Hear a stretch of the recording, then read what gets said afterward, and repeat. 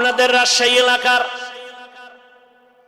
কোন টাকাওয়ালা বাহাদুর যদি এতগুলো মানুষ এক মাঠে জমা করতে চাইতেন দুনিয়ার জন্য, কি করতে হতো? তার প্রথমে ফ্রি গাড়ি দেওয়া লাগতো, ঠিক নি?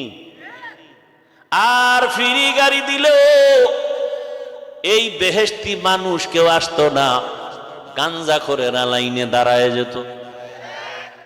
আপনাদের ফ্রি গাড়ি দেওয়া আছে, একটু চিন্তা করেন তো। চিন্তা করা দরকার না? পশু করবে না, আপনি করেন। এতগুলো মানুষ এখানে, বসার জায়গা নাই, দাঁড়ানোর জায়গা নাই।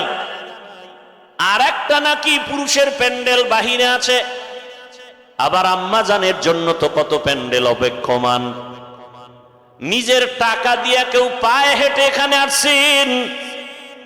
ওই দুনিয়াদার টাকাওয়ালা বাহাদুর লোকগুলোকে এখানে আনার পরে বসার জন্য ভিআইপি চেয়ার দেয়া লাগতো। আপনাদের ভিআইপি চেয়ার দিছে? দুনিয়ার নিম্ন শ্রেণীর বিছানা, কে ভিআইপি কে নন ভিআইপি, কে বড় কে ছোট, কে আলেম কে মূর্খ, কে ধনী কে গরিব, ভেদাভেদ নাই। দুনিয়াদার বাহাদুর ওই লোকগুলোকে বসাইয়া ফাঁকে ফাঁকে ফাঁকে ফাঁকে নাস্তা দেওয়া লাগতো, ঠিক নি? আবার প্যাকেটের ভাগে যদি কম পড়তো, চেয়ারের বাড়ি, খালি বাতাসি উড়ে চেয়ার। কিও কয় জিনে ধরছে জিনে। আবার কিছু কুলাঙ্গারেরা তাদের নিজেদের দলের মধ্যে লাইভ দেয়, লাইভ বয় লাইভ দিয়া কয়, দেখছুনি আমগো দলের মানুষ আমরা কত বড় বেয়াদব। চিন্তা করতে পারেন? বলেন তো, এখানে আপনাদের নাস্তা দেওয়া হয়েছে? মোনাজাতের পরে হবে? হবে না? চিন্তাও নাই। দুনিয়াদার বাহাদুর সাহেব এতগুলো মানুষ এক জায়গায় জমা করার পর নিয়ন্ত্রণের জন্য কত পুলিশ, কত র্যাব, কত আর্মি, সর্বশেষ ভয় না কাটলে কুত্তা এনে হাজির করে ফেলতো। কারণ মানুষের উপরে বিশ্বাস নাই, বেঈমানি করে।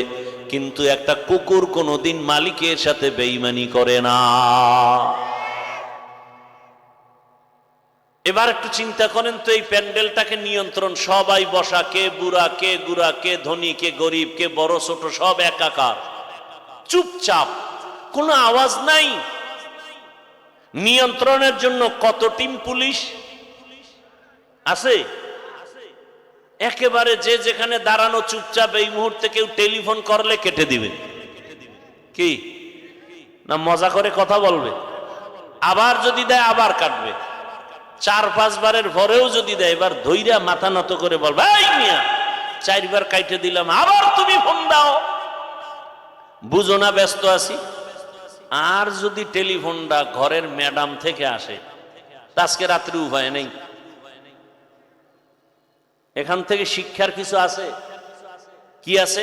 এতগুলো মানুষ টাকা নিজেরটা দিয়া, কেউ মাদ্রাসায় দান করছে, না খাইয়া পেটের ক্ষুধা লইয়া চুপচাপ ঠান্ডার ভেতরে, একেবারে নিম্ন শ্রেণীর, পৃথিবীতে থেকে নরমাল বিছানা হতে পারে না, চুপচাপ বসা, চুপ, সভ্য শান্ত পরিবেশ, কোন নিয়ন্ত্রণের জন্য কেউ নাই।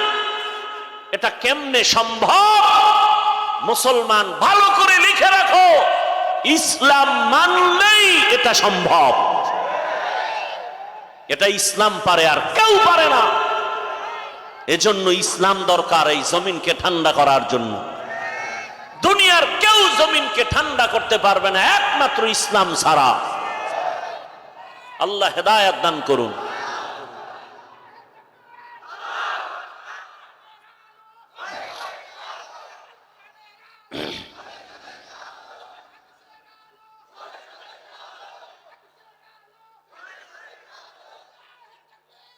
ভাইয়ের আমার কথা বুঝতেছেন?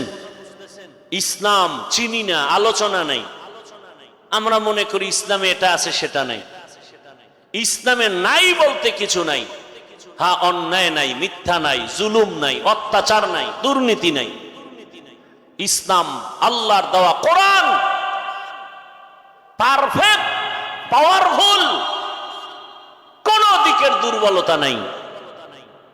অর্থনীতি ইসলামের এত সুন্দর, আল্লাহর জাতের কসম, দুনিয়াতে যত নীতি আছে সব থেকে দামি এবং পারফেক্ট পাওয়ারফুল নীতির নাম ইসলামের নীতি। আমরা বুঝি না, আলোচনা করি না। আমাদেরকে বিভিন্নভাবে বলে কোরআন হাদিসের বাইরে কথা বলবেন না। আরে বাবা, কোরআন হাদিসের ভেতর দিয়ে কথা বললেই তো সুদখোরের বিরুদ্ধে বলতে হবে। আপনাদের ঈমান কি বলে? কোরআন হাদিস কি সুদখোরের পক্ষে, বেনামাজির পক্ষে, ঘুষখোরের পক্ষে, বেপরদাওয়ালার পক্ষে, জালেমের পক্ষে, খুনি ধর্ষকের পক্ষে? কিন্তু সহজ কথা। কোরআন খুলেন, আয়াত পড়েন। গতকাল বলে আসছিলাম, ওলামায়ে কেরাম আপনারা মসজিদে বয়ান করেন, কোরআন হাতে নিয়ে আয়াত বলে বলে তরজমা করেন, আর বলেন কোরআনে সুদের ব্যাপারেই বয়ান, ঘুষের ব্যাপারেই বয়ান, বেনামাজির ব্যাপারে কোরআনের এই বয়ান। এইবার যদি কেউ বলে হুজুর বাদ দেন, তাহলে আমরাও বলবো তুমি ইসলাম থেকে বাদ। ইসলাম থেকে আমরা কাউকে আক্রমণ করি না। মুসলমান ইমানদার সব আমার ভাই ভাই। আমাদের ইসলাম বলে, কত সুন্দর ইসলাম বলে, দুজন যদি একসাথে মোলাকাত হয়, কি দাও?